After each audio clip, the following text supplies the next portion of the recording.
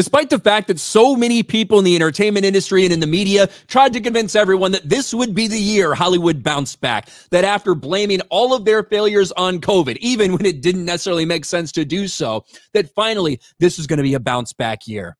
That turned out not to be the case. In fact, you now have people arguing whether this was the worst year in the history of Hollywood or not. You have people going back and saying, well, you know, I really think that in 1931 and 1948, those were probably worst years.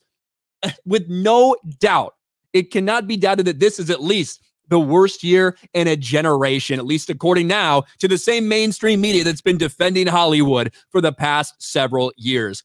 Strikes, box office bombs, and huge leadership vacuum, Hollywood says goodbye to worst year in a generation. And it's across the board. We focus a lot on Disney, and rightfully so. Because of all of them, Disney has probably fallen the furthest and is struggling mightily right now. There's no doubt about that. But across the board in the entertainment industry, there are problems. Streaming has failed. The box office, the amount of money these people are spending to create these box office bombs is unfathomable, especially when only one of these big budget movies, only one movie of the movies that cost over $200 million actually broke even this year. And that one is Guardians of the Galaxy, just barely. You can tell how bad things really are. That's not even looking at attendance. Attendance is down nearly 40%. Whatever the final figures are, the attendance people actually going into theaters, you're talking a decline of 40 to 50%. People have walked away from Hollywood.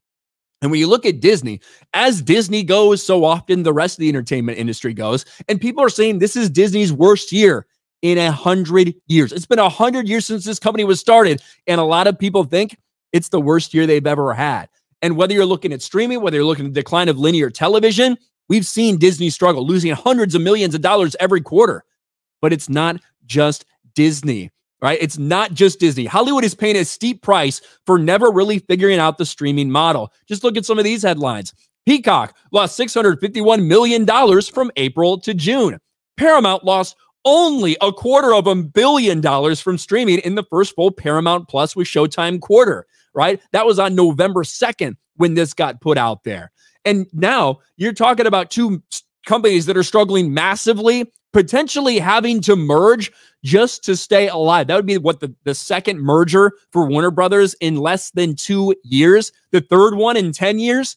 I mean, we're talking about a company that might merge with Paramount just to try to survive because both of them have had such problems. And the fact that the Hollywood strikes made everything worse, but it's not just because of that. The job losses, all this stuff is not just because of the strikes. It's because Hollywood can't survive with the way they're currently spending money. We all said this during the strikes, that it's funny that these people are out of jobs, wasting time for months arguing about these pennies, when the reality is, come next year, Hollywood is going to slash the amount of movies and shows they make. Not to fuck over the writers or anything, but because they can't afford to do it. They can't afford to continue to spend $200 million on Disney Plus series, on failing flops like The Flash or Indiana Jones Dial of Destiny or Ant-Man and the Wasp: Quantumania, The Marvels, Aquaman 2. The list goes on and on and on. It is not sustainable, and they have no more excuses.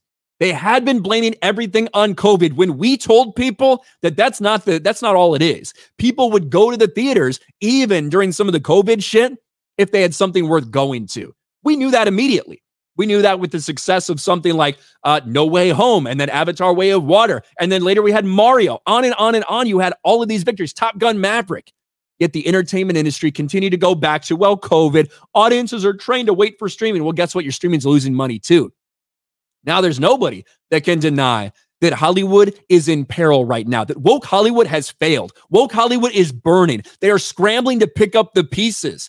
And this time in a couple years, the landscape of the entertainment industry is going to look radically different. We had been warning them for a long time that if you continue to push the agenda, if you focus on identity politics instead of entertainment, it will come back and bite you in the ass. They didn't listen. The media didn't listen. Media just parroted the studio's talking points. And now here we are with people legitimately questioning whether this is the worst year in the history of Hollywood.